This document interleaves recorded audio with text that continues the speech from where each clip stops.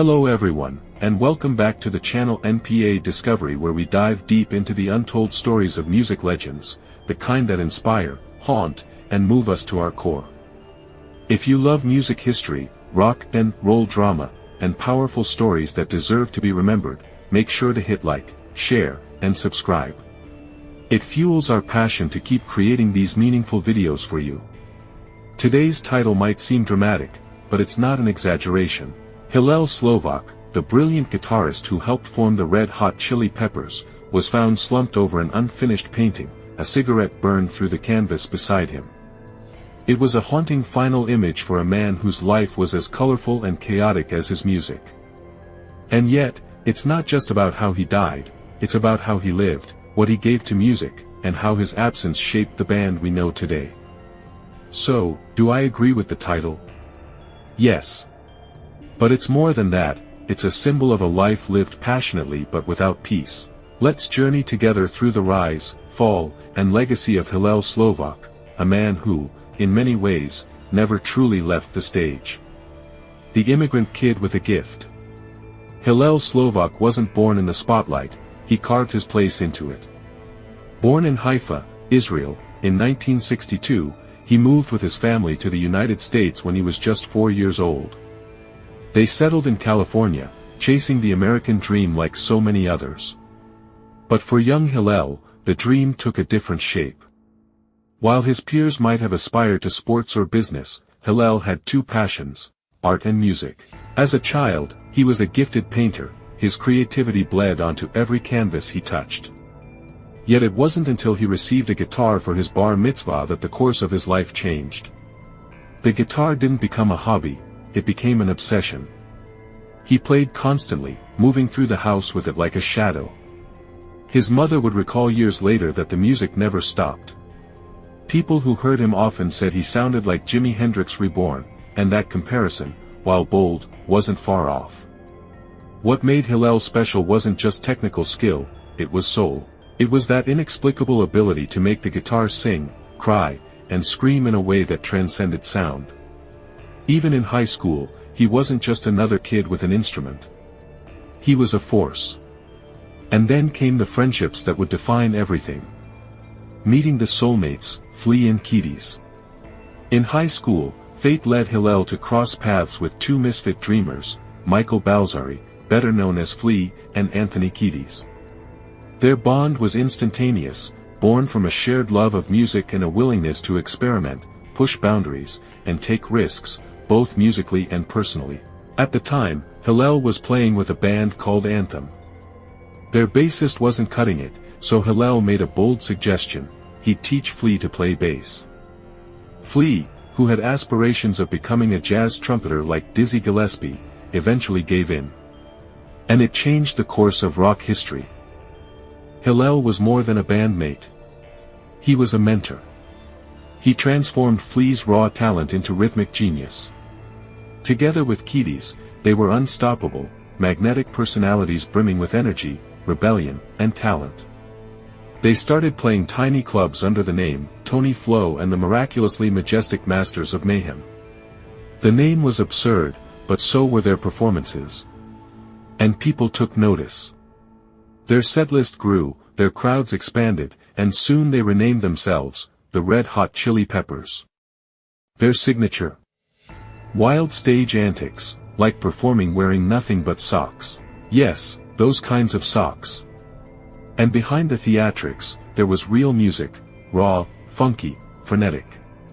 But even then, in those early days, something darker was brewing. Addictions and divided loyalties. With rising fame came rising tension, and temptation. While the band's chaotic energy helped them break into the LA club scene, it also created fractures. Drugs, which began as experiments, turned into rituals. Hillel and Flea made a pact early on not to fall into the trap of heavy drug use. But as the band's notoriety spread, that promise unraveled. The lines blurred between passion and poison. Flea stayed somewhat grounded, but Hillel began slipping.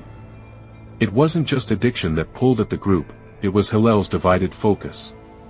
While Flea was all in on the Red Hot Chili Peppers, Hillel was still committed to another band, "What is this?" It created a rift, both musically and emotionally. Eventually, the band made a painful decision: Hillel had to go. He didn't appear on the Peppers' debut album. But fate wasn't finished with them yet.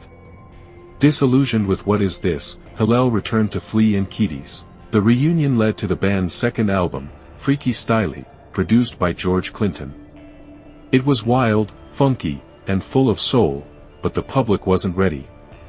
The album flopped commercially, even as the band's legend grew underground. Backstage, things were unraveling. The drugs were heavier. The parties darker. Even Keady's began spiraling into full-blown heroin dependency. But somehow, they kept playing. The chaos became part of the sound. In 1986, they recorded their third album, The Uplift Mofo Party Plan. It was the beginning of a breakthrough, the moment they started climbing beyond the clubs. But it came at a devastating cost. Hillel's addiction was now unignorable. He became increasingly erratic. At one point, he had a complete breakdown just before a gig, leaving the band to play without a guitarist. They replaced him, temporarily. But everyone knew, Hillel was in trouble. The spiral before the silence. Touring was supposed to be a triumph, but for Hillel Slovak, it became a nightmare in slow motion. The band pushed forward with European dates to promote their newest record, but behind the scenes, they were falling apart. Keady's and Slovak both promised to get clean. The attempt was genuine. The pain was, too. Withdrawal tore through Hillel like a storm. It wasn't just the physical torment, it was the emotional unraveling. He would isolate himself for days, avoiding rehearsals, skipping meals, painting obsessively or not at all. In Finland, just weeks before his death, the band played what would become Hillel's final show. The last song he played was a cover of Jimi Hendrix's Fire, a tragic foreshadowing for what was to come. Friends and bandmates began to worry. Slovak's spark was dimming. The once vibrant soul who brought funk, jazz, punk, and psychedelia into one explosive guitar style now seemed like a ghost walking beside them. Keady's gave him an ultimatum: get clean for real or lose everything. But Hillel, like so many artists who burn too bright, didn't believe he needed saving. And then, he vanished. A silent apartment, a burned canvas. Hillel Slovak disappeared into himself in the days following the European tour. His bandmates reached out, calls unanswered. Friends stopped by, doors unopened. For a man once so full of life, his absence felt like a black hole. When police were finally sent to his apartment, what they found was tragic beyond words. Hillel was hunched over an unfinished painting. In his hand, a cigarette, long since burned down, still gripped tightly between lifeless fingers. That same cigarette had scorched through the canvas, leaving a charred hole where color once bloomed. A surreal and painful irony, his last touch was not with a guitar, but with fire that marred his own art. He had been gone for 2 days. An autopsy would later confirm what many feared: it was an accidental heroin overdose. Hillel Slovak, the heartbeat behind the Chili Peppers' early funk-punk chaos, was gone. He was just 26. And in that quiet, ruined room, the legacy of a vibrant life lay still.